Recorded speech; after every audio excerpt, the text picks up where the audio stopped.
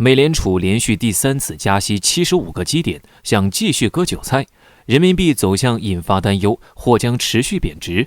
那么美元和人民币的未来会如何呢？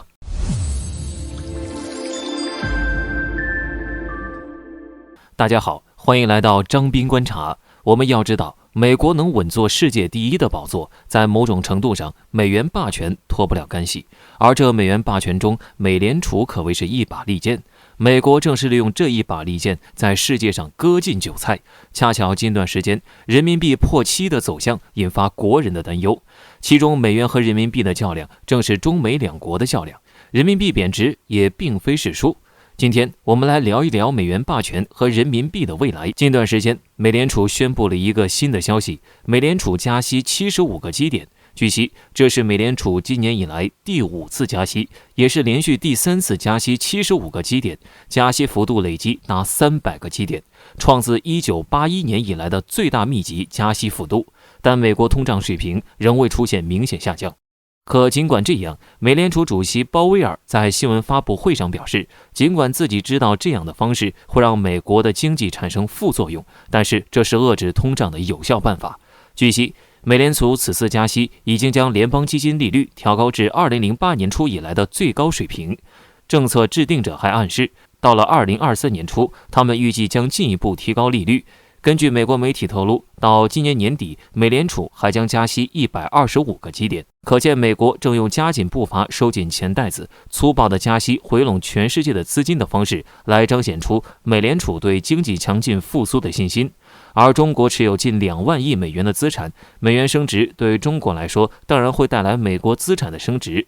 在美元影响下，人民币前段时间破7的走向引发国人担忧，人民币会不会持续贬值，会带来什么样的影响等问题，一时间都冒出来了。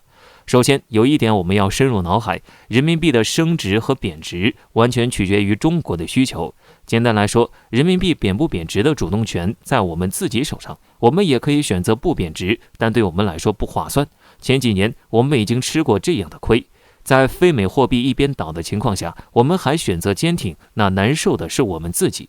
就好比我们近几年来讨论的见义勇为和见义智为的命题一样，同样是做好事，一种有可能搭上自己的性命才能做到，另外一种只需要用上智慧就能做到，孰轻孰重，明眼人一看便知。很显然，人民币贬值正是后者。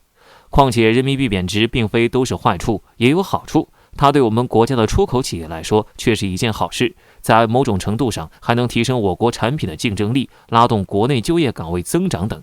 正所谓塞翁失马，焉知非福，真就是这么个理儿。从现在来看，美元的确来势汹汹，人民币也确实在国际上处于劣势。那么美元和人民币的未来会如何？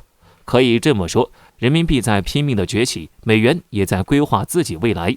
自从布雷顿森林体系的瓦解，黄金美元就已经宣告失败，而美国就只剩下石油美元。从美国点燃俄乌冲突的后续行动上来看，美国是盯上了石油，想继续进一步发展石油美元。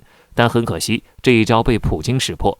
加上美国这几年在世界上为了维护自己霸权的所作所为，美元霸权衰弱已经成了不可避免的事实。哪怕奥巴马用了10年时间试图扭转这个历史趋势，但是奥巴马的力量不够。而人民币在总体上来说还是一个上升的阶段，但短时间内会经历一个非常困难的时期。比如说现在，如果熬过这段时间，将可能会有一个质的飞跃。美联储继续加息割韭菜，却不知道东方力量正在慢慢升起。